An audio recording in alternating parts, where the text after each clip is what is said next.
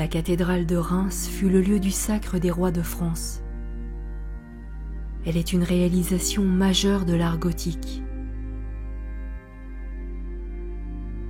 Elle comporte 2300 statues. Sa façade principale est l'une des plus belles. L'intérieur ressemble à un vaisseau gigantesque. D'ailleurs, on appelait cette partie des cathédrales tout en longueur la nef, c'est-à-dire le bateau. À la vérité, la ressemblance se précise quand la nef est regardée à l'envers. Les voûtes du plafond deviennent la charpente d'un navire. Dans la salle au-dessus de la nef, l'armature, bien concrète cette fois, présente la forme d'une charpente de navire. Si on fait pivoter la cathédrale de 180 degrés, cette partie haute se retrouve tout en bas comme un bateau mis à flot.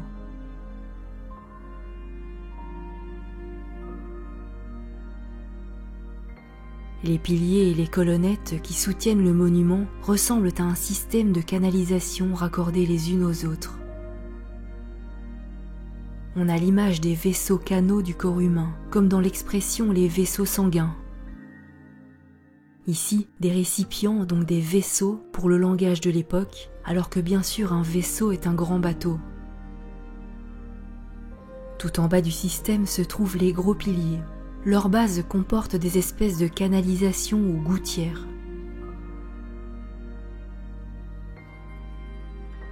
Les piliers ressemblent à des puits renversés, la base du pilier évoquant la margelle. La comparaison est validée par le vocabulaire, puisque anciennement, un pilier pouvait se nommer une puits. Les piliers et les colonnettes induisent une circulation d'eau. En retournant la nef, on crée le bateau, ainsi que des mouvements d'eau sur les côtés, ce qui est cohérent.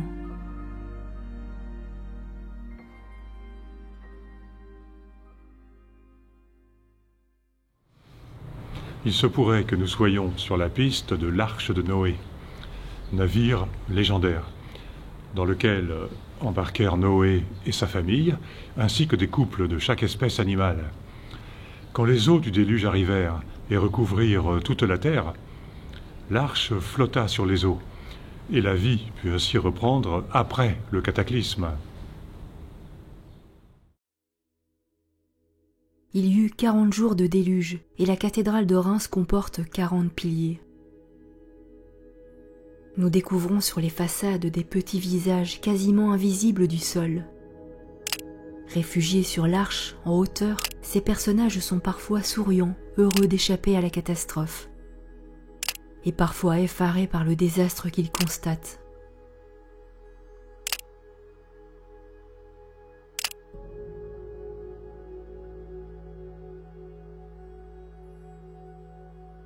Notre-Dame de Reims comporte un dispositif qui n'existe pas dans les autres cathédrales.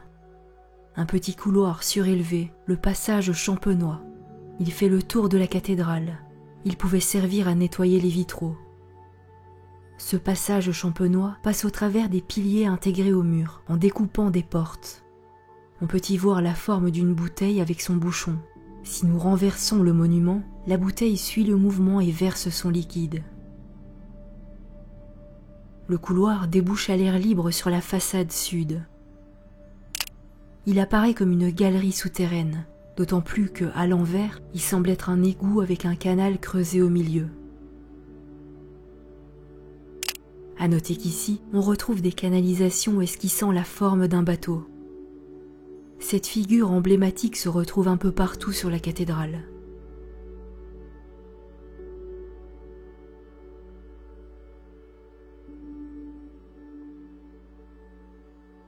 Les gargouilles permettent l'évacuation de l'eau de pluie. Elles prennent la forme d'animaux qui crachent l'eau par leur gueule.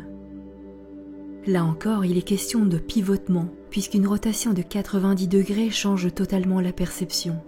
Nous voyons maintenant des animaux dressés sur leurs pattes avant. Le lion est appuyé à un pupitre.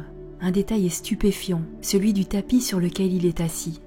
C'est-à-dire qu'il est un être intelligent qui appartient à une civilisation sophistiquée. Il s'adresse au ciel, il est un kéroube, un chérubin, ou un dieu à l'image des divinités léonines des civilisations sumériennes, égyptiennes, hindoues puis occidentales.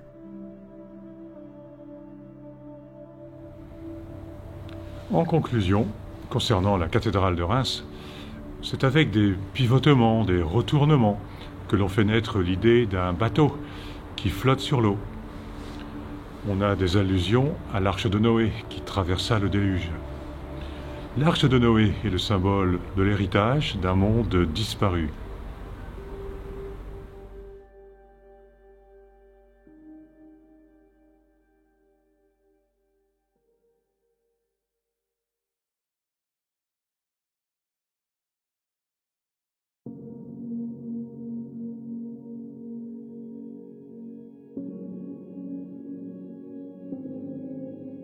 La cathédrale de Beauvais a les voûtes les plus hautes de l'art gothique, à presque 50 mètres au-dessus du sol. Ce monument était prévu pour être gigantesque s'il ne s'était effondré 2 fois.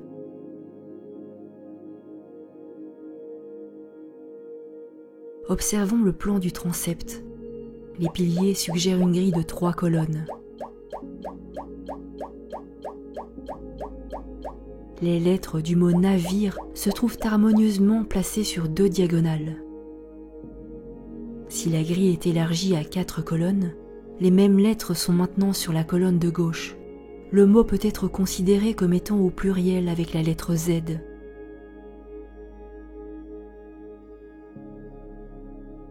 On continue avec la même grille, orientée cette fois horizontalement. On distribue l'alphabet.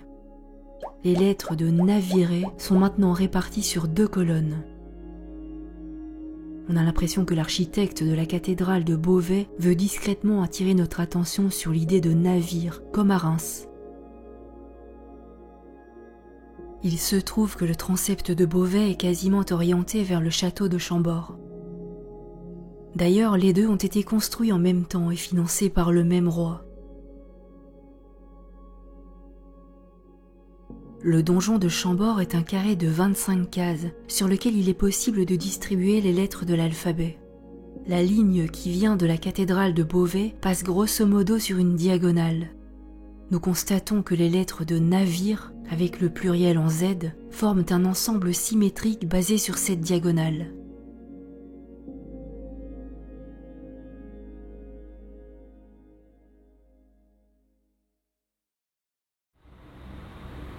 Le mot navire est indiqué par les bâtisseurs comme un mot-clé porteur d'une forte symbolique. Dans un contexte biblique, le bateau dont il est question, il ne peut être que l'arche de Noé. Le Z pluriel permet d'inclure l'arche d'alliance. Les arches de Noé et d'alliance sont les 2 objets énigmatiques de la Bible. Leur découverte constituerait de véritables révélations. Il se trouve que le mot navire a une anagramme avenir, navire, avenir. Cela confirme qu'il est bien question d'une prophétie pour le futur.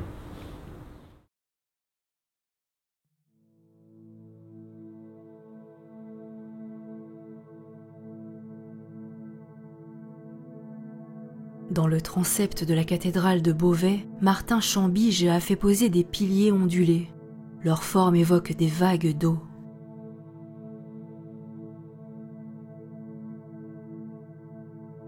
Revenons aux lettres de navirer, écrites verticalement sur le transept. Nous constatons que ces cases-là ne sont encadrées que par des piliers ondulés. On a le bateau, les lettres, et on a l'eau, les piliers. Il y a le cas particulier de ce pilier qui n'est ondulé que sur une petite largeur, tout en haut.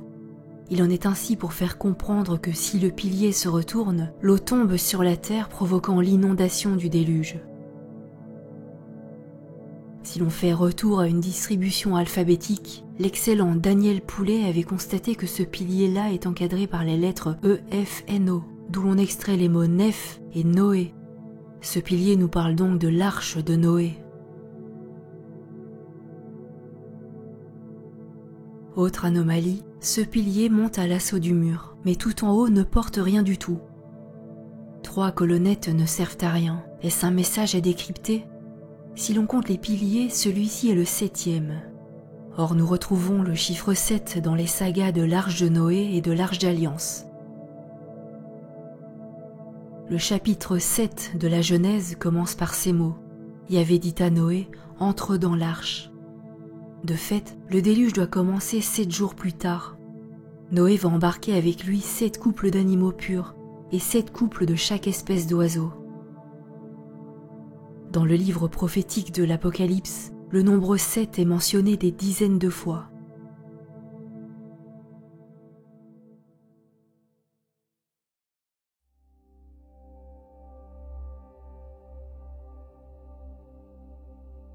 Retour à Reims.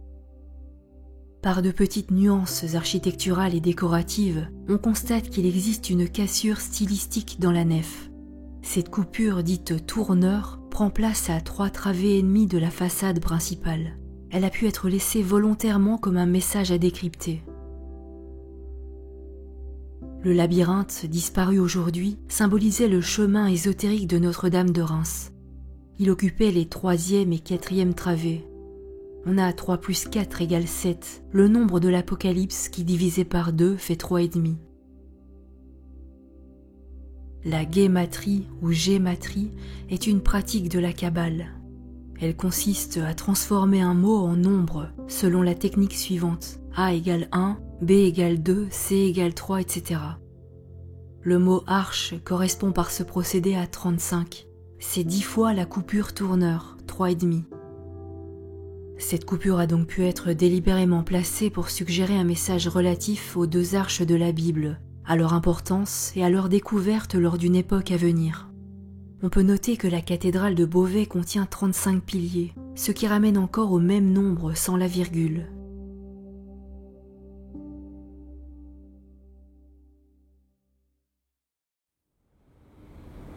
La coupure tourneur est un clin d'œil à une expression biblique que l'on trouve dans le livre de Daniel et aussi dans le livre de l'Apocalypse.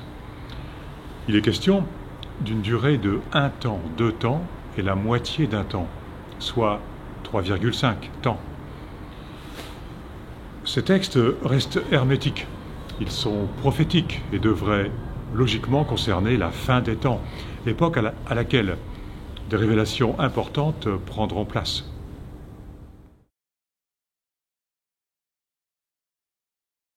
Les architectes médiévaux ont utilisé une autre façon de pointer du doigt les arches de Noé et d'Alliance, par l'utilisation du chiffre 6.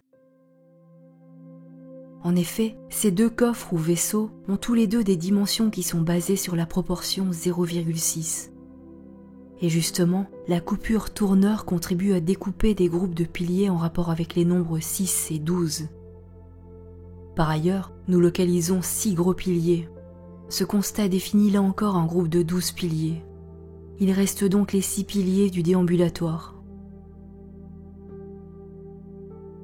Les spécialistes ont repéré un pilier hors norme, sa base est différente des autres. Il en est ainsi pour indiquer le même nombre que d'habitude, à savoir que ce pilier est le 6e quand le plan est dans ce sens, et le 36e dans ce sens. Et bien sûr, 6 au carré est égal à 36. Les cathédrales comportent donc des messages cachés qui ont été insérés par des architectes initiés. Ils ont voulu nous faire comprendre qu'il surviendra une époque de révélation ou d'apocalypse, dans laquelle l'arche de Noé et l'arche d'Alliance se révéleront telles qu'elles sont en réalité. On les retrouvera. Il y aura de sacrées surprises.